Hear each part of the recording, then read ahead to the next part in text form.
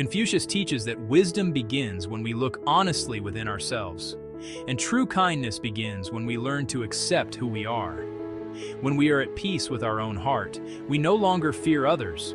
We can see them clearly, understand them, and treat them with genuine compassion. Real morality does not come from rules or appearances, but from a quiet harmony within. When we are centered inside, right action becomes natural. Marcus Aurelius used to say, "Contentment is the greatest wealth." When we follow nature, we realize that our true needs are simple and already met. But when we follow the opinions of others, we are always chasing more and never feel satisfied.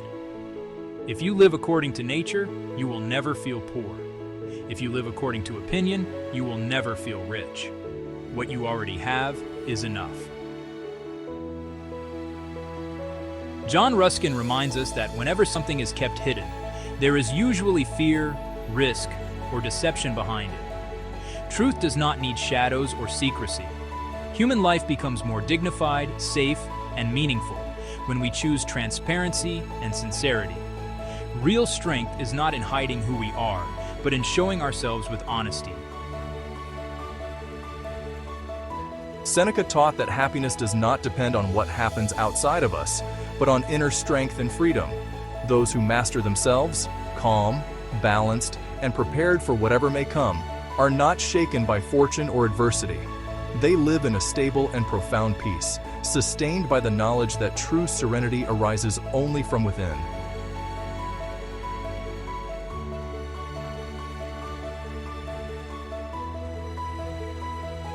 Seneca used to say that the deepest freedom arises when we are no longer ruled by fear. A person who cultivates a calm mind and a steady heart stands firm even when circumstances grow difficult, because their peace does not depend on what happens outside.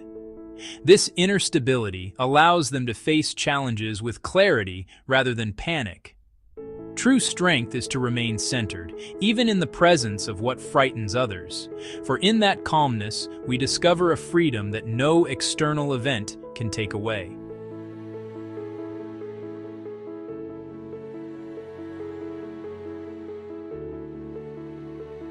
The Dhammapada teaches that good deeds are never lost, just as the love of those who wait for our return remains. The kindness we offer continues with us beyond this life, for what is done with a pure heart does not fade.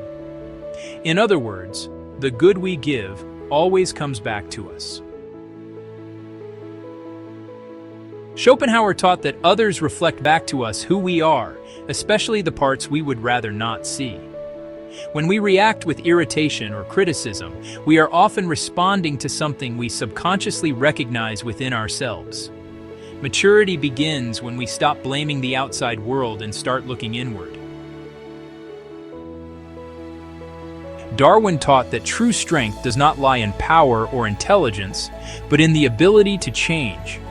Those who know how to adapt, evolve, and transform are able to live with balance, even when circumstances shift. Life rewards flexibility, not rigidity. Marcus Aurelius taught that it is not external events that make us suffer, but how we experience them within ourselves. One who cultivates a firm and steady spirit does not break under obstacles, but uses them as opportunities to become stronger, wiser, and more noble. Maritain used to say that gratitude is the highest and most refined way of being kind.